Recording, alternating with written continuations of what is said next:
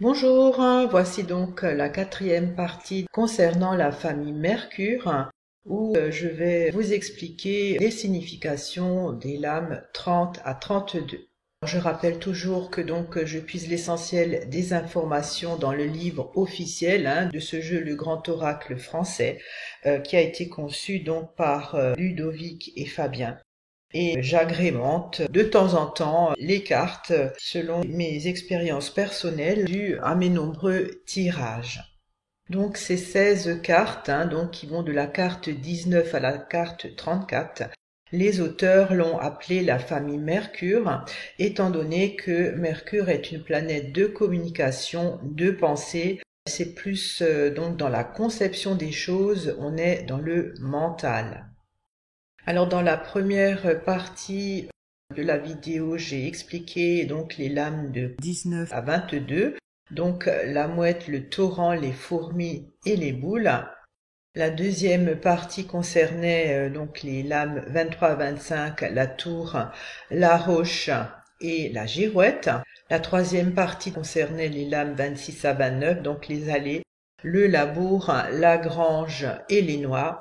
Je vais mettre en bas de la vidéo les liens de ces 3 vidéos si des personnes souhaitent les visionner ou les revoir. Dans cette quatrième partie de cette vidéo concernant la famille Mercure, je vais donc vous expliquer les lames 30 à 32, à savoir les feuilles, l'évêque et la sécheresse. Avec la carte 30, les feuilles, il y a pour la première fois, à partir de la numéro 30 de cette carte-là, l'étoile qui est graduée d'une façon un peu plus négative dans la mesure où elle se situe à gauche. Jusqu'aux cartes 29, il y avait donc l'étoile qui est une petite subtilité supplémentaire que les auteurs ont choisi de mettre, indiquant une connotation positive ou négative, qui était à droite à côté de la croix blanche, qui est plutôt une influence positive et heureuse. Mais à partir de la carte 30, donc des feuilles, on voit que cette petite étoile est plutôt du côté de la croix qui est sombre, et donc avec une connotation un peu plus négative, un peu plus difficile, on va dire. Concernant les feuilles, il faut toujours avoir le sentiment qu'il s'agit d'une carte qui demande un certain sacrifice. Pensez aux feuilles qui tombent de l'arbre et qui le rend donc tout nu, qui tombe au sol. C'est un sacrifice à faire, mais c'est un mal pour un bien, étant donné qu'avec le printemps, il y aura des nouvelles feuilles aux arbres et que les feuilles qui sont tombées vont servir à nourrir la terre, à lui donner donc de l'engrais pour qu'elle fructifie mieux. Côté amour ou affectif, lorsque cette carte sort dans un tirage, il y a une nécessité de trouver un sacrifice à faire ou un compromis pour retrouver une bonne entente dans le couple. Certaines concessions sont vécues comme un sacrifice qui devront être nécessaires pour débloquer une situation dans le couple qui pourrait être difficile. Côté matériel ou financier, cette carte indique qu'il y a besoin de faire un crédit pour réaliser un projet. C'est donc une contrepartie qui est nécessaire pour avancer, pour acheter un bien ou pour faire des achats qui sont importants dans notre projet. Côté professionnel, il y a également cette notion de sacrifice qui est mis à l'ordre du jour, qui sont peut-être difficiles à faire, mais qui peuvent s'avérer donc très bénéfiques, comme accepter un échec pour progresser, ou alors on refuse un poste pour un autre qui est plus profitable, ou alors on accepte un poste malgré qu'on aimait le précédent, mais que ce nouveau poste nous permettra de progresser. Côté santé bien-être, il se peut qu'il y a une opération qui est nécessaire pour guérir. Les feuilles qui tombent, ça pourrait être aussi une opération qui oblige à se couper de quelque chose de son corps pour aller mieux. Il y a également la possibilité de prendre une résolution nécessaire pour la santé, comme une nourriture plus stricte ou alors arrêter le tabac pour sa santé. Les mots clés à retenir pour cette carte: compromis, nécessité, sacrifice, utilité, un mal pour un bien, une priorité.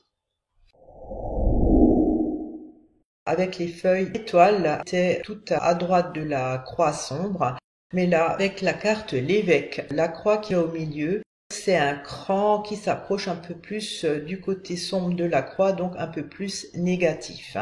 C'est-à-dire que cette carte amène une restriction qui est peut-être plus difficile à vivre. Quand cette carte apparaît dans un jeu, c'est toujours un personnage, une autorité qui a un pouvoir sur nous au point de vue légal.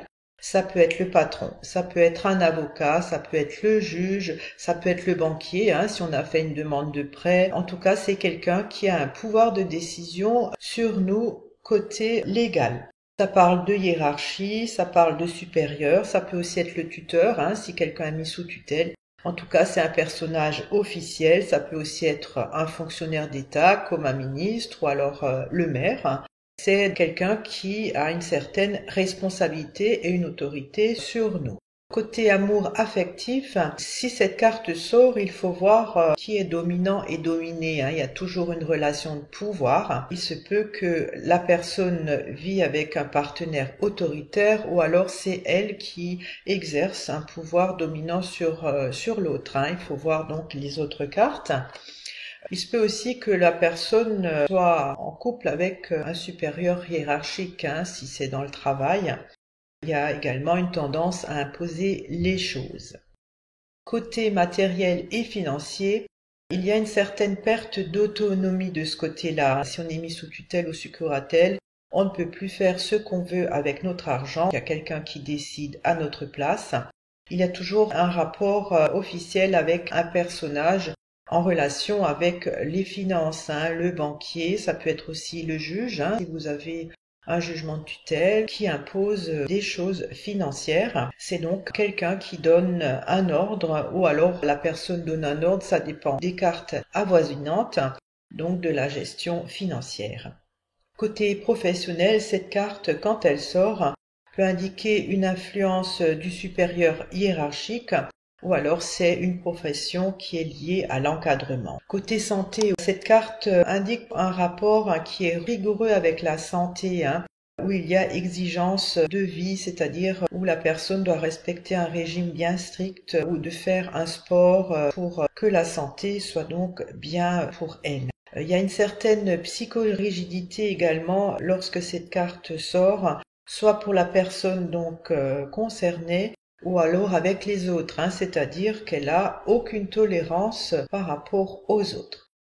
Les mots-clés à retenir pour cette carte 31, l'évêque, c'est autorité, hiérarchie, pouvoir de décision légale sur soi, c'est la tutelle, un supérieur, un personnage officiel.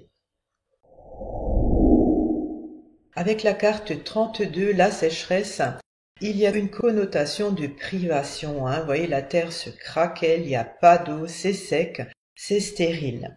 Donc il y a une certaine insuffisance, un manque, une absence de quelque chose, une pénurie, il y a beaucoup de frustration. On n'arrive pas à s'épanouir, rien ne pousse. Côté amour affectif, il y a de l'insuffisance de ce côté-là, carence sentimentale ou alors de la frustration sexuelle. Il se peut aussi qu'il y ait un manque de sociabilité par rapport aux autres. On n'arrive pas à avoir des liens avec les personnes autant qu'on souhaiterait.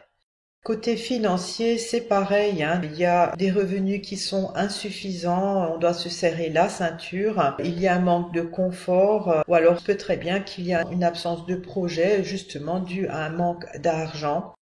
Il se peut aussi, par exemple, que la personne vit au-dessus de ses moyens, c'est-à-dire qu'elle dépense plus qu'elle ne gagne, et que du coup, ça manque. Côté professionnel, cette carte peut indiquer une absence de travail ou d'activité, ça peut être une période de chômage. Il y a en tout cas de la frustration au niveau de la profession. Il n'y a pas de plaisir, il n'y a pas d'évolution. Si le terrain de l'emploi et de l'activité professionnelle est sec, il n'y a rien qui puisse épanouir la personne. Côté santé, bien-être, il se peut, quand cette carte sort, il peut y avoir un manque ou une carence au niveau de la nutrition, un manque de vitamines ou alors un manque de repos, un manque d'activité. des choses quand même déséquilibrantes pour l'organisme. Il se peut aussi que la personne soit insensible, qu'il n'est pas du tout dans l'émotion. C'est sec, la sécheresse, on n'éprouve rien. Les mots-clés à retenir pour cette carte, la sécheresse 32, c'est privation, insuffisance, manquement, lacune, défaut, une carence, une pénurie. En tout cas, c'est une carte de frustration. Voilà, j'ai terminé pour cette 4e partie de la vidéo concernant la famille Mercure. J'espère que cela vous a enrichi, que cela vous a intéressé, et je vous dis à très bientôt pour la dernière partie, donc pour les cartes 33 et 34. À bientôt, au revoir.